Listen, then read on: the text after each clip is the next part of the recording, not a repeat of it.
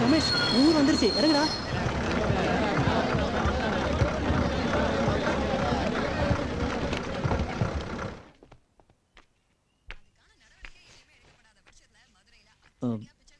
அப்பா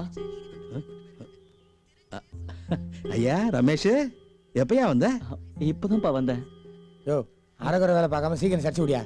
இது அப்பனும் மகனும் அப்புறமா கொஞ்சிங்கயா, முதல்ல வேலையை பாரியா.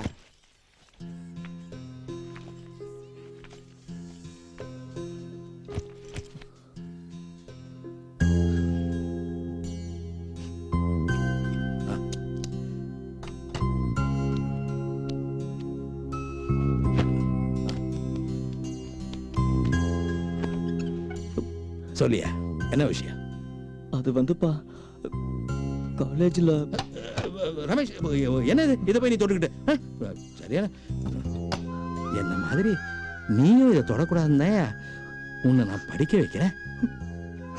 யோ பெரியசாமி வாயா, வந்து முதல்ல அக்கில் இருக்க முடிய சர்ச்சு விடியா வாயா.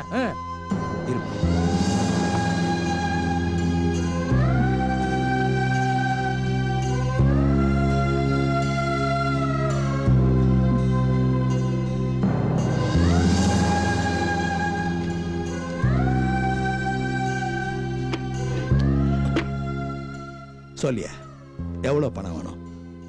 15,000 ரூபாப்பா. யோ பெரியசாமி, இதுல 5,000 ரூபா இருக்கு, எண்ணி பாத்துக்கோ. எதுக்குங்க? கூடிய சீக்கிரமே திருப்பி கொடுத்துறேன். உன்னை நினைச்சு பார்த்தாலே ரொம்ப பாவமா இருக்குதியா. ஏற்கனவே என்கிட்ட 1.5 லட்ச ரூபா கடன் வாங்கி உன் பிள்ளைய படிக்க வைக்கிறியே, என்னையா பிரயோஜனம்? படிச்சு முடிச்சு வேலையை தேடி லோலோன்னு அலையத்தையா போறான். ஒரு சலூன் கடையை வச்சு கொடுத்தீங்கன்னா உன்ன மாதிரி அவனு முடி வெட்டி பொழைச்சுக்குவான்ல. உங்க வாயை கழுவுங்க. ஏன் இப்படி அபசகுணமா பேசுறீங்க? அப்பன் செய்யற தொழிலே புள்ளைய செய்யணுமாயா? உங்களை மாதிரி ஆட்கள் கிட்ட கந்து வட்டிக்கு வாங்கி நான் சாகற மாதிரி என் புள்ளைய சாகணும்னு நினைக்கிறீங்களா? போதும்யா, போதும். பணத்தை எப்படி வேணா சம்பாதிக்கலாயா. முட்டா பையன் கூட பணத்தை சம்பாதிச்சிருவாயா.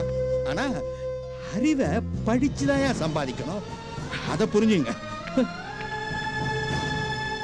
யார முட்டா பையன் சொல்லிட்டு போறான்?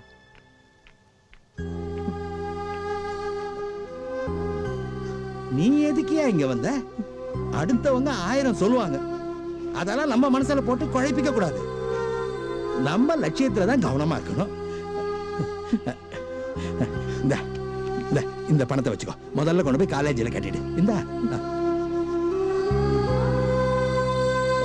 ரமேஷ், பாத்து வாங்கடா மாப்ள. நீ உருண்டாதடா புளி மூட்டை.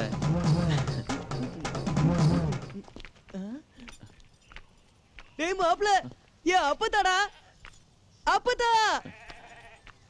ஆரு ஐயோ வந்துட்டாண்டா, வந்துட்டாண்டா. ஏ ஆறுமுகா, அப்பதா, அப்பதா, ஐயோ அப்பதா, அப்பதா, அப்பதா,